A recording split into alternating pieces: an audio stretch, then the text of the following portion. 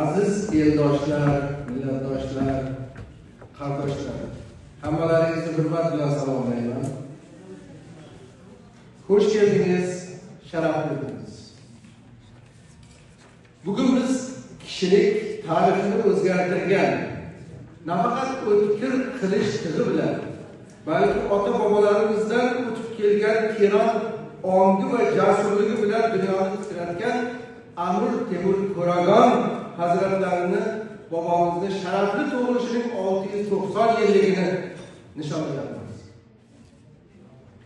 Temurbekning xo'xonlik davri haqida dunyo tarixchilarida har xil fikrlar bor. Har xil qarashlar bor.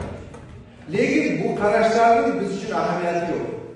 Amir Temur Hazratlari biz uchun millatimizning faxri va Türk dunyosining buyuk xo'xoni bo'lib qolaveradi. Xo'qon Temurbek 35 yillik hukmronlik davrida Osiyoning eng buyuk davlatiga asos soldi. Chingizxon sulolasi hukmdorlaridan so'ng to'zg'ib ketgan Turk ulusini Turonda birlashtirdi. Milliy kimligimizni yuksaltdi. Temurbek Türk ulusi udumi bo'lgan Tura va Yasa asosida davlatni boshqardi. Adolatni birinchi o'ringa qo'ydi. Yurishlarida egilgan boshni qilich kesmaydi degan odatimizga sodiq qoldi. Bosh egib omonlik tilagan ellarni qatl qilmadi, qirg'in qilmadi.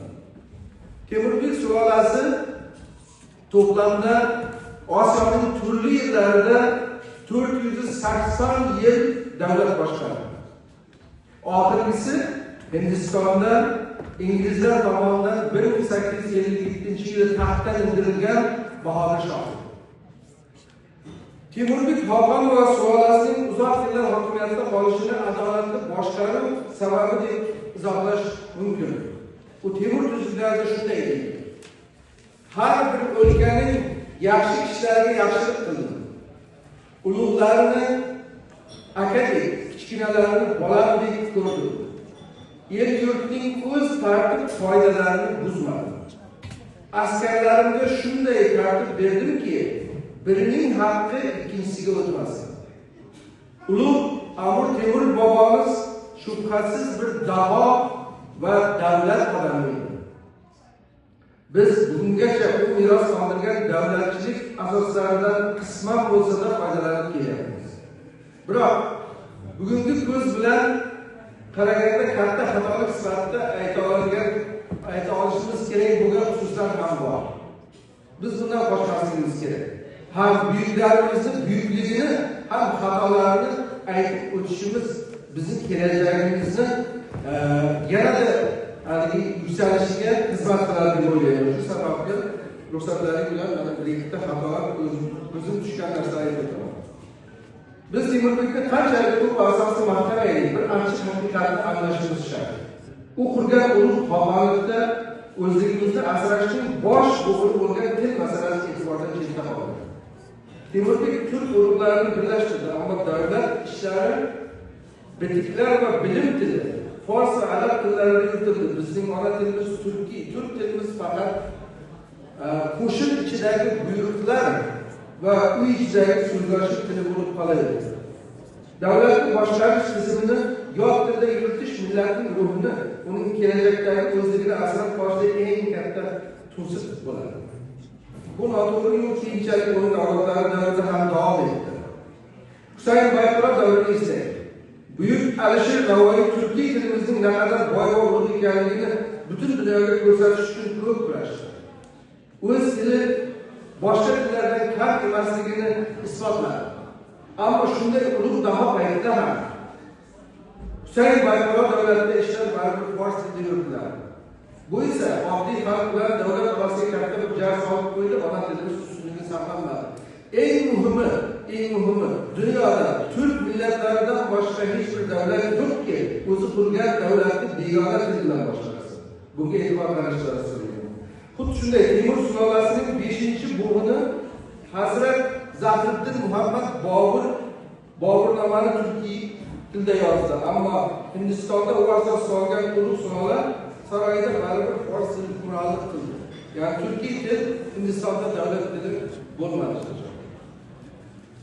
Kishilik tarixidagi barcha turk maqollar, xoh u g'aznaviylar bo'lsin, xoh Saljuqiylar yoki Usmonlilar deyarli barchasi mana shu xatoni takrorladi.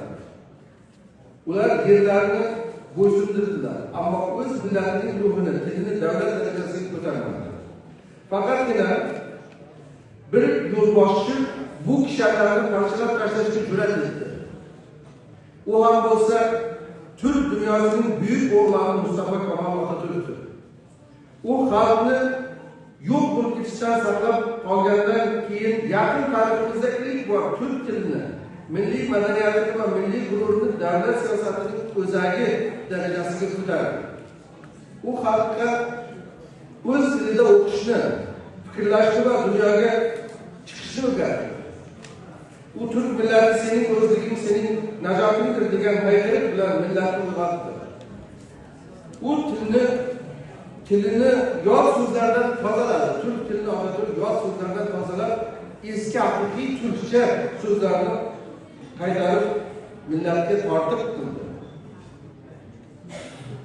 Xulosa qilib shunday aytmoqchimanki, Amir Temur bobomiz bizga qanday qilib ulug' davlat kurishni o'rgatgan bo'lsa, buyuk Atatürk bizga qanday qilib millatni yuksaltirishni o'rgatdi. Bugun buyuk bobomiz Amir Temurning 690 yilligini nishonlar ekanmiz. Uning qilgan ulug' ishlarini e'tirof etish bilan birga uning xatolaridan ham xulosa chiqarishimiz shart. Bugungi kunda o'z egamanligiga erishgan Temuriylar sulolasining yerlarida davlat bo'lib turgan bir O'zbekiston bor. Shukrki O'zbekistonda davlat tili o'zbek tili. Uzoq yillar kurashdan keyin qo'lga kiritilgan masala O'zbekistonda davlat tili o'zbek tili. Boshqa til yo'q davlat tili. Na rus tili, na ingliz tili, o'zbek tili. Eng muhimi O'zbekiston dunyodagi o'zbeklarning birgina davlati. O'zbeklarning boshqa davlati yo'q. Bitta O'zbekiston. Shu sababli O'zbekiston dunyodagi barcha o'zbeklarning, o'zbek turklarning, qolaversa butun turklarning o'z yurtidir. O'zbek hukumati davlati dunyoning har yeridagi o'zbeklarni qo'rishi va qo'llashi shart. Ota va ona yurtiga kelmoqchi bo'lganlar, kelib yashamoqchi bo'lganlar uchun barcha cheklovlar bekor qilinishi, yo'llari ochilishi kerak.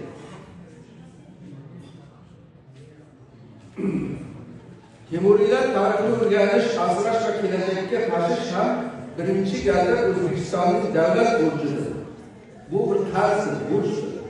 Albatta O'zbekistonda bu borada yaxshi ishlar qilinayotganini ham aytib o'tishimiz kerak. Haqiqatda yaxshi ishlar bo'lyapti. Temur tarixini o'rganish, umuman turk tarixi, o'zbek tarixini o'rganish bo'yicha O'zbekistonda juda katta proyektlar amalga oshirilyapti. Buni aytib o'tmasak ayb bo'ladi.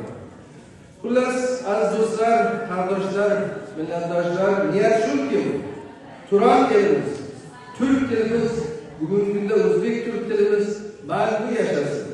O'tgan barcha ulug'larimizga sharaflar bo'lsin. Rahmat.